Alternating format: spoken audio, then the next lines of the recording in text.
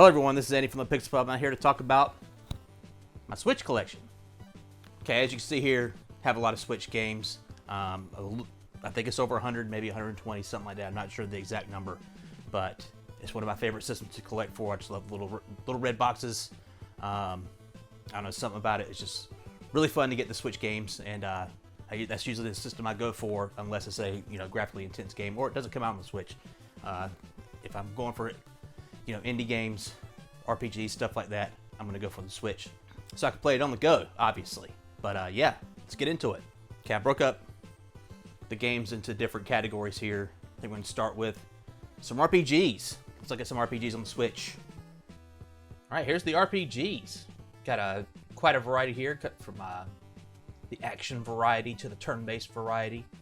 I prefer the action RPGs these days, but I will go back and play some turn-based ones every now and again. Kathy prefers the turn-based ones pretty much exclusively. But yeah, we got quite a few to pick from. Both Octopath Travelers there. I didn't really like the first one. I still haven't yet to dive into the second one yet. What else we got there? We got the Xenoblade games. There's Xenoblade Chronicles 3, a spoiler for a Gaming Haul coming up here soon. Hopefully I can get that recorded sometime soon. We got Diablo and Minecraft Dungeons, the action showing up with the Western style action RPG with the loot grinding and stuff like that. Then we got some Falcom stuff there with Ys Origins and Naruto Boundless Trails. Got some of the Trails games, the turn-based ones there, like Trails of Revia, Trails into Revia, and Trails of Cold Steel 3. Both games I haven't really given a shot yet, but hopefully sometime soon. Super Mario RPG, that's a spoiler for a Game We Pick Up video coming up soon. I've really enjoyed it. Played through it earlier this year. Still an incredible game. But yeah, those are the RPGs. Okay, next we got some limited run games, something I was really into in the past. Here lately they've been kind of cruddy, but I don't live too far away from the actual limited run physical store, so I'll pop in there every couple of months and pick up a few things that I've never played before.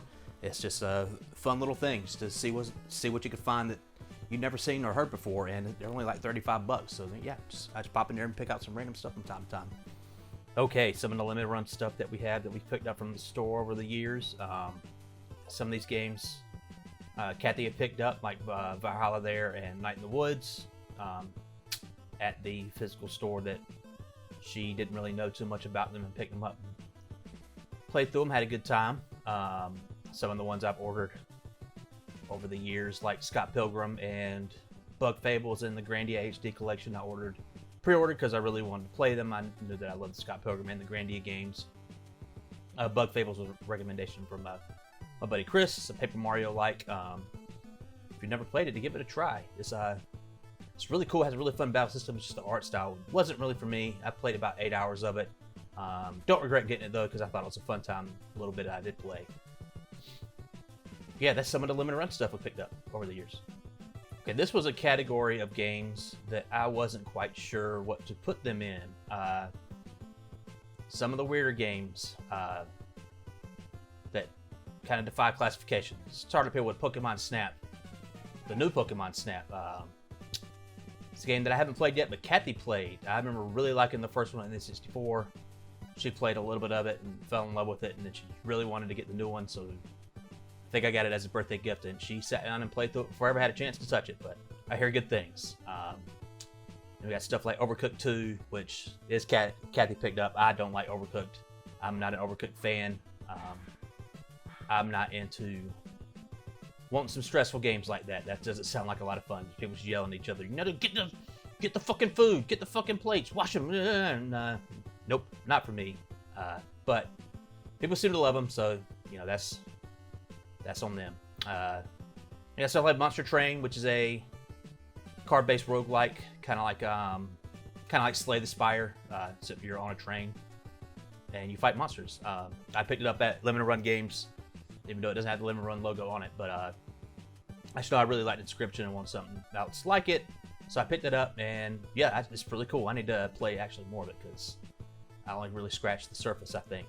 Dredge, one of my favorite games of last year. I played it on the PC, but I had to get a physical version. Not sure, it's uncategorized, not sure where to put it at. Stuff like Luigi's Mansion 3 and Super Mario Maker 2 and Captain Toad's Treasure Tracker, kind of a puzzle game.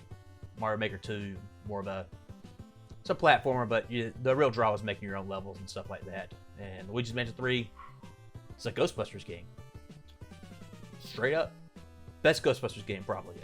Instant Racer, The Lost Demon, the Bayonetta Origins game I picked up on clearance from Walmart a few months ago. Still haven't played it yet. Still not exactly sure what it is. Probably gonna be more like an action RPG, I believe, with a little beast that's following you. But yeah, those games are cool. Okay, now we got some strategy games here. This is Kathy's Realm. I haven't played any of these games except for a little bit of 13 Sentinels Aegis Rim, which is really more a visual novel with a little bit of turn-based strategy stuff in between. But yeah, we got the Fire Emblem games there. Got the Mario and Rabbids games there. Kingdom Battle was I think our first game we ever bought on the Switch. It was our very first Switch game when we got it. We were actually on a vacation in South Carolina on the coast there. There was a giant hurricane coming, so we got up and left the vacation early. And the Airbnb we were staying at, the guy was nice enough to give us our money back for the nights that we didn't stay, and we had a bunch of money saved up for meals and stuff while we're down there. And we came back up, and the hurricane ended up not hitting it all, and we were just like, well, let's buy a Switch. It was 2017, the year the Switch came out, and got Mario and Rabbids Kingdom Battle, and I still think it's one of Kathy's favorite games on the Switch, as a matter of fact. Okay, this is my favorite spot right here. The Zelda games on the Switch. Some of my favorite games of all time right there with Breath of the Wild and Tears of the Kingdom. But we also got stuff like Link's Awakening, the remake from the Game Boy game. I really enjoyed that when it came out. Picked that up, picked up the amiibo and everything. I'm praying to the Nintendo gods that they do the remakes of the Oracle of Ages and Oracle Seasons, because I've never played those games. I have one of them on the Game Boy Color, but still haven't played it through. I've only dabbled. I would love a remake so I can really sit down, play it on the big TV with nice, colorful remake graphics and stuff like that. We got Darksiders, the War Mastered Edition. That was actually a gift from my buddy Chris. He got it on clearance at Walmart. And if you're wondering why it's on this list, Darksiders is basically just Ocarina of Time, but you play as a Four Horsemen of the Apocalypse. Like, it's got that same exact structure. It is a Zelda game. It was a Zelda game on the Xbox 360 and PS3 that I think the people who played it at the time, I think, were pretty blown away of just like, this is just Zelda. And I was the same. I loved it at the time. Yeah, that's cool. We got Cadence of Hyrule, which is kind of a Zelda game. Sure, let's call it Zelda game. It's got Zelda right there in it. But yeah, I played that not that long ago, and I got through it. Doing the rhythm stuff just wasn't really for me. I barely have any rhythm as it is. But when you try to do it, and you actually try to play a game of, fighting enemies and all that stuff, like, it just crosses in my brain, just do not work. But luckily for people like me, in that game, you could turn off that rhythm stuff and just play the game as it is, and I thought it was pretty cool. And then we got Skyward Sword up there at the top right. It's one of my least favorite Zelda games of all time. Just did not like it when I first played it on the Switch, or the Wii, and gave up at the first dungeon, basically. And then a few years later, like a lot of things, people got nostalgic for it after a few years, and they were talking about it, how good it was, and I was like, man, I really need to try it again. I did. And I got all the way to the end, basically. There's a part where you have to, at the very end, they're like, here's a tutorial, and you have to fly your bird through these balloons in like 45 seconds or something, and I was not getting anywhere close to the time that it needed me to get, and I was like, fuck this. And I've hated that game ever since, but it was like half off at Target, and I was like, well, I'm a big Zelda fan, I should give it another shot. And I played about an hour of it, and I'm like, you know what, maybe later. To be determined, my final feelings on Skyward Sword. I'm going to write a thesis on that one day. Okay, now we got what I like to call like life simulators, or the farming section of the game, or of the Switch games. So we got quite a few here. This is one of I'll say both me and Kathy's favorite types of games here, but I haven't looking at them now. I'm like, man, I haven't played any of these really. The one I like the best is Cult of the Lamb. It was an awesome game the year it came out, and I got the Walmart exclusive. It came with some stickers. But yeah, Cult of the Lamb is amazing. If you haven't played it yet, it's you're not really farming per se, but I guess you are. You're more like leading a cult and getting your little minions to do whatever you want to do. Whether it be, cleaning up shit, or feeding people shit, or getting married, or stuff like that. But you can also go into a dungeon and fight in roguelike little dungeon elements. It's a really well made game. Excellent soundtrack if you ever want to give a listen. We got the soundtrack on vinyl before I ever had the game physically, but it's awesome game. I did play a little bit of Rune Factory 5. Kind of runs like garbage on the Switch, which is unfortunate. It seemed pretty neat. Some of these games, for me, Stardew Valley is the king of the farming games. When you don't nail the feeling of, moving the earth and, moving the tiles around, basically, like, just that very specific feeling. Like, if it's off a little bit, I'm like, nah, you know what? I'm good. And that's kind of what it was with Rune Factory 5, but there's a lot more you can do in Rune Factory 5. It's kind of a bit more of a action RPG as well, like Cult of the Lamb. But Kathy played a lot of it, and she liked it so much she picked up Rune Factory 4 Special, which I guess she had read online that it was better than 5. So jury's still out on that. We'll give that another try. Animal Crossing New Horizons there, the game of the pandemic that everyone was playing, except for me. I did not like it at all. I don't know. What do you do in that game? Tell me what you do. Like, you move stuff around? Great. I mean, if that's your thing, that's your thing. It just wasn't for me. And Potion Permit, Grow Song of the Evertree, those are some of the games Kathy's picked up online, just played through and really liked them. Harvestella was a game that she picked up here recently, and I was kind of against it because I didn't like the demo, but she hasn't played it yet. Our backlog is atrocious, but I'm very confident she'll get to it and give us a judgment on it. And Cozy Grove there, I think that's her favorite game she's been playing for the past couple months. Definitely an Animal Crossing like, where you're building up an island. I guess you got to make it look good, and sure. Okay, here's another one of my favorite genres: 2D platformers. Give it up for the old school. So yeah, a lot of Nintendo representation here. Both Kirby games, Return to Dreamland Deluxe, which was really, really good, and Kirby Star Allies, which is not as good, but it's fine. Super Mario Bros. Wonder, one of the best games of last year. I had a ton of fun with it. Nintendo trying to get a little bit weird with their 2D Mario games again, and I'm down for it. Get weirder next time, Nintendo. That's all I got to say. Yoshi's Crafted World, that was something Kathy played through. She really liked Yoshi's Woolly World, and the sequel seemed like a no-brainer. She still wants to get that Poochie, the Yarn Poochie, as a amiibo, but they're really expensive. In that top row there, we got the Klonoa 1 and 2 remake, which I played through both of those year before last, I believe. Both really good. Love the Klonoa games. I still have my copy of Klonoa 2 on the PS2. Never owned Klonoa 1. Sadly, I wish I still had it. I love that look, that original PS1 look. Just the very pixelated 3D graphics. They're trying so hard to do something graphically wowing, but looking back on it, I imagine most people look back on it and say, man, it looks like shit. But me, I'm like, man, I get the warm and fuzzies thinking about that stuff.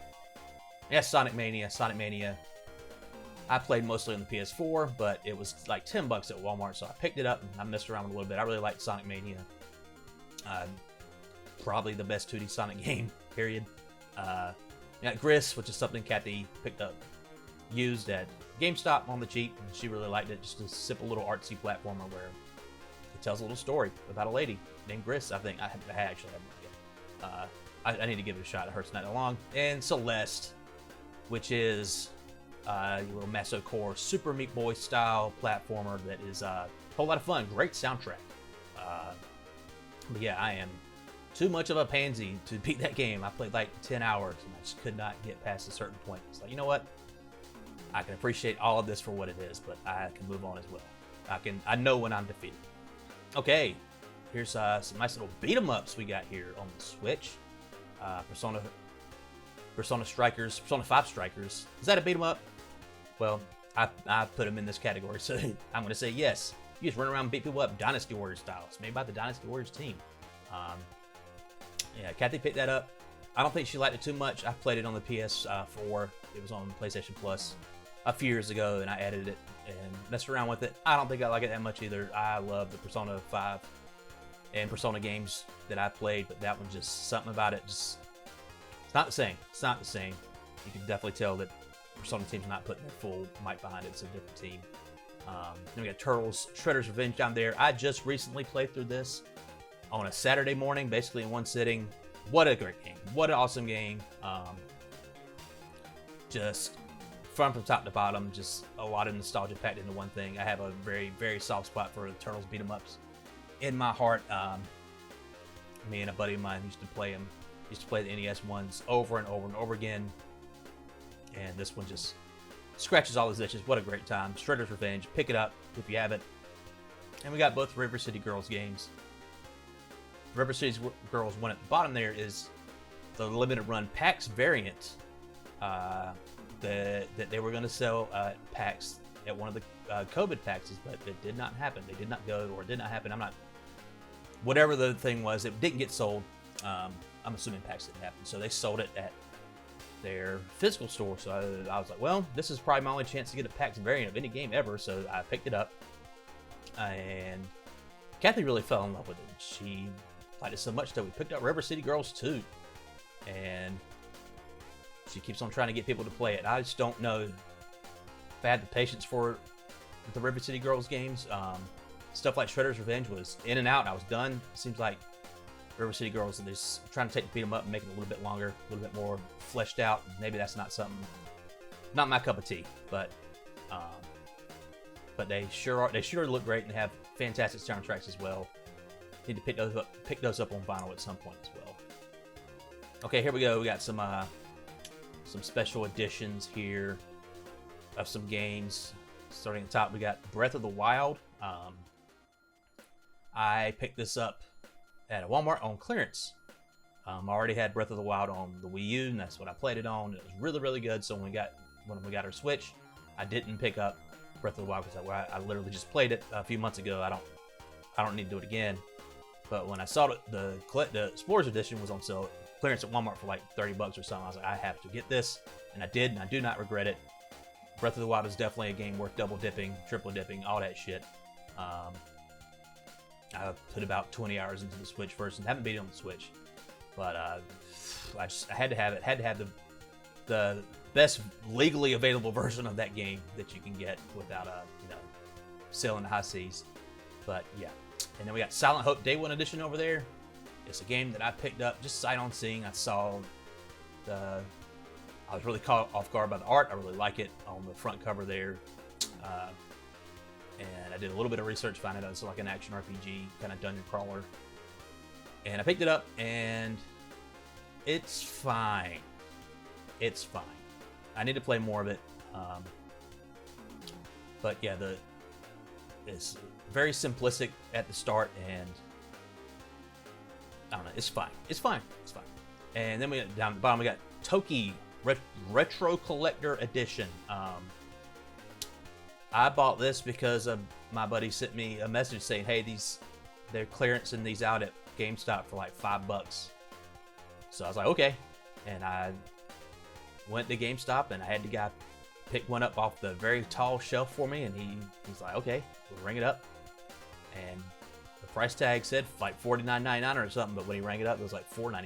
He was like, wow, I didn't know it was that cheap. And I was like, I did, and still haven't opened it. I don't know. This game's that price. I'm gonna buy it. I'm just gonna buy it. Is it bad for me to do that? Yes. But guess what? I still do it. And then we got Super Monkey Ball Banana Mania Anniversary Edition. It was just the edition that was available at the time. It's just slightly bigger than normal Switch games. I love Super Monkey Ball. I'm really bad at Super Monkey Ball. I remember a buddy of mine having the original on the GameCube, and we played the snot out of it. I guess I was just better at it back then because I only made it like halfway through the first game or something like that. And, but yeah, it's a wonderful time. Monkey Ball's great. And then we got Shantae, the original from the Game Boy Color on the Switch. It is limited runs, special edition. It looks like a big old Game Boy Color box. I picked that up at the grand opening of the limited run physical store. I picked it up. It was 35 bucks, and I was like, when am I ever going to buy this and be here and be able to get this and have this spot right here that I'm in? And I was like, never. So that's what I did. Same time I got that River City Girls. I'm like, when am I ever going to be able to do this? And I pulled the trigger, and I think it looks really cool. I've got a lot of Shantae games on the Switch, and they're really, really well-made games. Okay, next we have some of the bigger box stuff here on the Switch. We got stuff like the Mario Kart Live Circuit, things like that. Some of the big old honkers on the Nintendo Switch. We got the big old boys here. Ring Fit Adventure was a fun little exercise game. I picked it up, and during the pandemic, I actually beat it. So by that standard, that means I never have to exercise again, right? I beat fitness.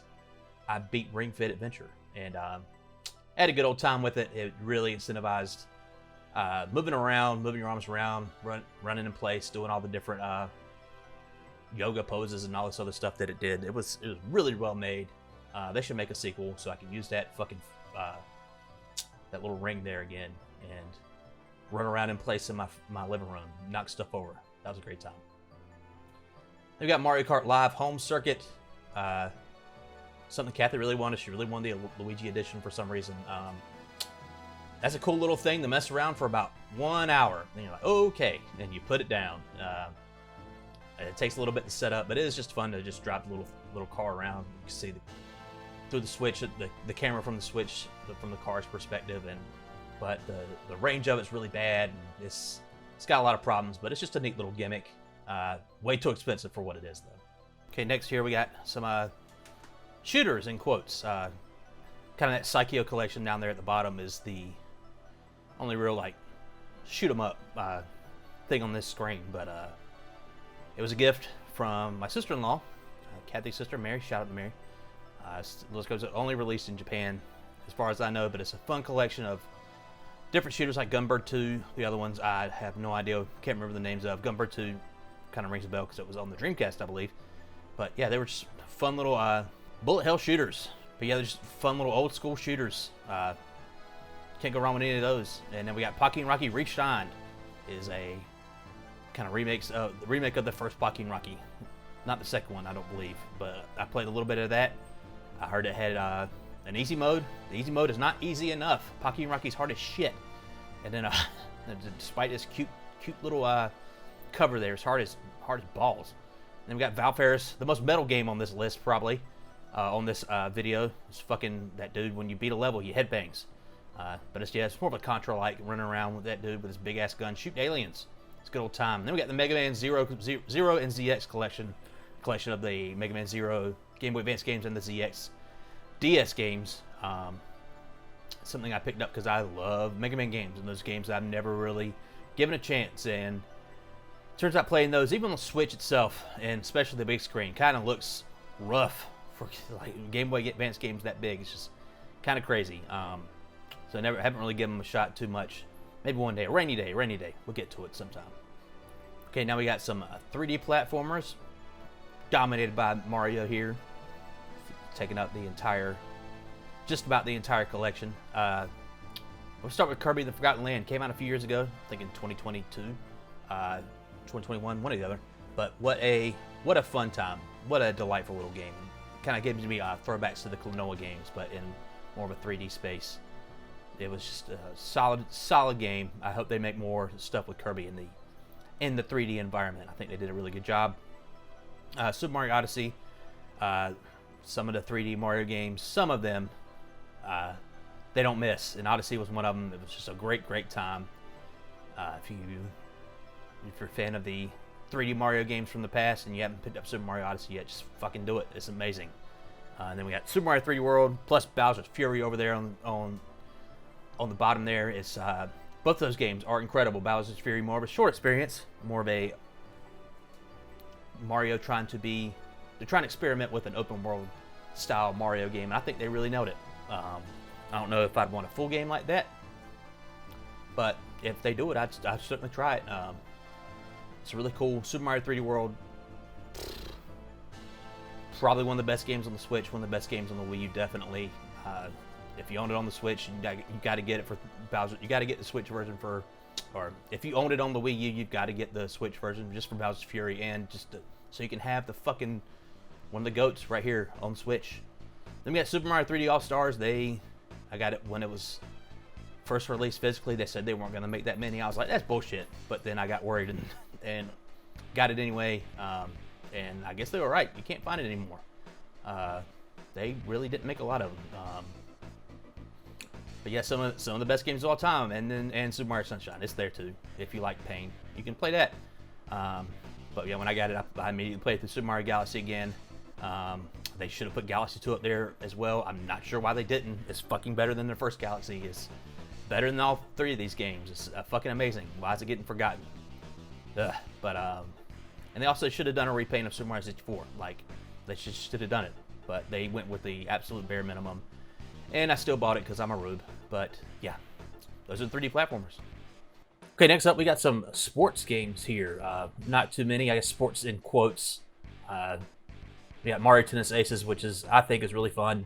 Not as good as I was hoping it would be. Like, I really loved the Mario Tennis games back in the day on the N64, a little bit on the GameCube, but this one scratched that itch for a little bit. Tried to play it with Kathy a little bit. She got really mad of getting her ass kicked a bunch of times, so she hates that game. Then we got the racing games here, Mario Kart 8 Deluxe and Chocobo GP. Mario Kart 8 Deluxe, what can be said about it? It's fucking amazing. The DLC they've been putting out is really good. Makes the game twice as big. It's fucking great. Pick it up.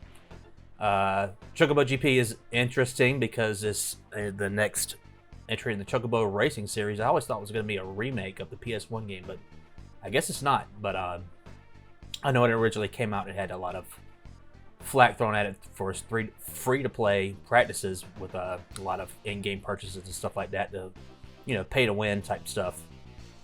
But I guess they took all that stuff out. I picked up a physical version from PlayAsia because I really wanted to check it out. I never got a chance to play a lot of the original Chocobo Racing. So I wanted to play this. I love Final Fantasy and wanted to mess around with it. I think Kathy got more into it than I did. I did enjoy the little bit of time I did play with it. I don't think the courses are as good as Mario Kart. Kind of nowhere close, but for what it is, it's really fun. And then we got Splatoon 2, Nintendo's answer to popular multiplayer online shooters. They obviously not going to make a game where you shoot people in the head, so they make a game with a lot of paint, and you try to paint things, and it's a whole lot of fun. So I haven't played Splatoon 3, specifically because I don't know how much different it would be. I know they added like some single player stuff and stuff like that, but I don't know, for the pure game of it, I think stick with Splatoon 2 for now. Haven't played it in a while, but what I did play of it was really, really fun. And now I have some Metroidvanias right here on the Nintendo Switch. Okay, and lastly, we got some of my favorite games. My favorite game genre is the Metroidvanias. Yes, let's talk about them here. Start at the top there, we got Chasm. And over there in the middle area, we got Mummy Demastered. There's two games I picked up from Limited Run Games. I'd heard of them, heard they were Metroidvanias, never even touched them. It was such a cool experience just to be able to pick up those games. Never had played them, just heard about them a little bit. Get a physical version of them and play through them immediately, pretty much, back to back. I had a ton of fun with both of them. I think Mummy Demastered is a little bit better, but Chasm was really well made. We got Astalon Tears of the Earth. It's more of a kind of Faxanadu-like, Fazanadu, however you want to pronounce it, Simon's Quest type of thing. Same thing with Infernax, but still in that same vein of, exploring a little map there, 2D style, and finding different ways to get around it. And yeah, Astalon's really cool. Infernax, one of my favorite games in a long time. I believe it was like number 3 on my list the year it came out. It was such a great time. I played through it on Game Pass. I had to get a physical version. Just what an incredible game. And we got the Metroid games that are out currently on the Switch. You got Metroid Prime Remastered and Metroid Dread. Metroid Prime Remastered I really enjoyed. Played through it in a few sittings when it came out last year. Just a ton of fun. It's a classic for a reason. Metroid Dread I really liked as well, but I could not beat the final boss. I fought him probably about 50 or 60 times and just could not understand how anybody could do that. So, you know what? Like I said, know what I'm beat. Just put it away. I had my fun with it. Speaking of hard games, got Blasphemous down there, the deluxe edition. I think that's what it says. Sure, let's go with that. Yeah, Blasphemous is really cool. Kind of a Dark Souls meets Metroidvania. Just incredible sprite work. Just it goes whole hog into this fucking demon shit. This very, old god Catholic fucking guilt, Christianity, hell, everything. It just gets right into it, and you're fucking slaying demons with swords. I said Val Forest was probably the most metal game on this video. Blasphemous is right up there. It's right up there. They got the Shantae games, Seven Sirens and Half Genie Hero Ultimate Edition. Half Genie Hero Ultimate Edition is the only one I played to this point. Seven Sirens, saving it for a rainy day. But yeah, it's just Shantae games are something I'm still trying to explore here. We got Time Spinner there to the left. It says limited run, but I actually picked it up at Best Buy. I originally played through it on Steam a little bit and really liked it. Didn't beat it on Steam. Bought the Switch version. Played through it in its entirety. Just a fun little game. Time Spinner 2 is supposed to be coming out this year, I believe. Can't wait to give it a try. That team seems to be doing some good stuff. Then we got some Wonder Boy games down here at the bottom. We got the Wonder Boy, The Dragon's Trap, which is a remake of a Master System game, I believe. Never really played around the Master System. Never really messed around with the Wonder Boy games too much. But I thought that one was really, really good. Played through it and had a grand old time for a remake of a game that came out in like 87 or something like that, 88. And then we got Monster Boy, which is an unofficial Wonder Boy game, but it is a lot of fun. It's also, I don't know if it's hard, but I know I just got to a point where I was like, it was asking me to do something. I'm like, I don't want to do that. And I put it down, but I played probably about 80% of it, 90% of it. And it's had incredible music. It's what I remember the most about it. It's just, what a good time. Yeah. But yeah, those are the Metroidvanias. Just some of my favorite stuff on this list. But yeah, those are the Metroidvanias. This is some of my favorite stuff on this video. Okay, that's it. That's the Switch collection. That stands right now at the beginning of 2024. I already got some other games that I got in the mail that I've ordered over time. I got some games that I haven't put on the real shelf yet that I still need to, dig into, unpack all that stuff. But yeah, those are my Switch games. If you see any that I'm missing that I absolutely need, let me know, because it's just one click away on the internet and I'll have it. That's me. I'm Andy from the Pixel Pub. Thank you for watching.